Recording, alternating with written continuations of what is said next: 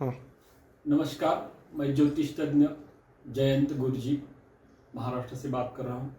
आज अपन बात करेंगे केसीआर जी की जन्म कुंडली के ऊपर, जो अभी अभी तेलंगाना में विधानसभा के चुनाव अभी 30 तारीख को होने वाले हैं।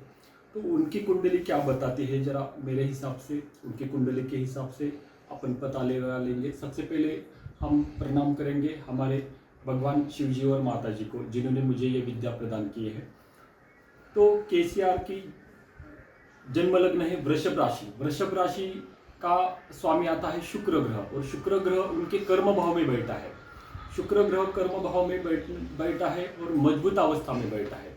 इसके वजह से उनके पद प्रतिष्ठा में हर टाइम बढ़ोतरी ही होती जाती है, कमतरता कहीं भी नहीं होती। और लग्न भाव में बैठे हैं गुरु महाराज, और गुरु महाराज मजबूत अवस्था में है और शुक्र ग्रह के राशि में बैठे हैं। ये शुक्र और गुरु की जो युति बन रही है, ये युति उनको जीवन में कुछ भी कम नहीं मिलने देगी। जो भी मिलेगा वो ज़्यादा ही मिलेगा। लग्न में गुरु महाराज बैठे हैं। गुरु महाराज की 5वीं दृष्टि पड़ रही है पंचम भाव के ऊपर, जो अपने यश और कीर्ति का और अपनी बुद्धि का भाव बताया जाता है। पंचम भाव के ऊपर गुरु की 5वीं दृष्टि पड़ने से, और गुरु की महादशा उनको अभी शुरू हो गई है। गुरु मजबूत अवस्था में है, इसलिए इनको अभी जो इलेक्शन होने जा रहा है या उसमें इनको यश 100% मिलने वाला है।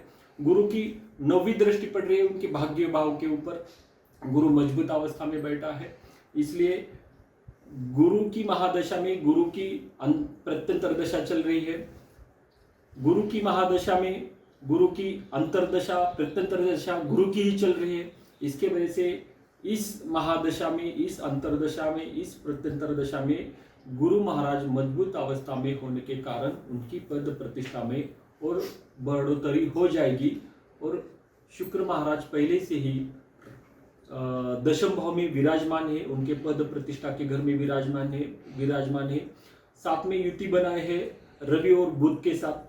इसके वजह से वो फिर एक बार तेलंगाना में केसीआर के सरकार आने के आसार दिख रहे हैं केसीआर जी की कुंडली के हिसाब से, और उन्हीं की सरकार बन जाएंगी और वो फिर से तेलंगाना के सीएम पद के ऊपर विराजमान हो जाएंगे। और कम से कम 80 और ज़्यादा से ज़्यादा 90 सीटों के ऊपर उनके विधायक चुन के आने के आसार दिख रहे हैं। जी धन्यवाद।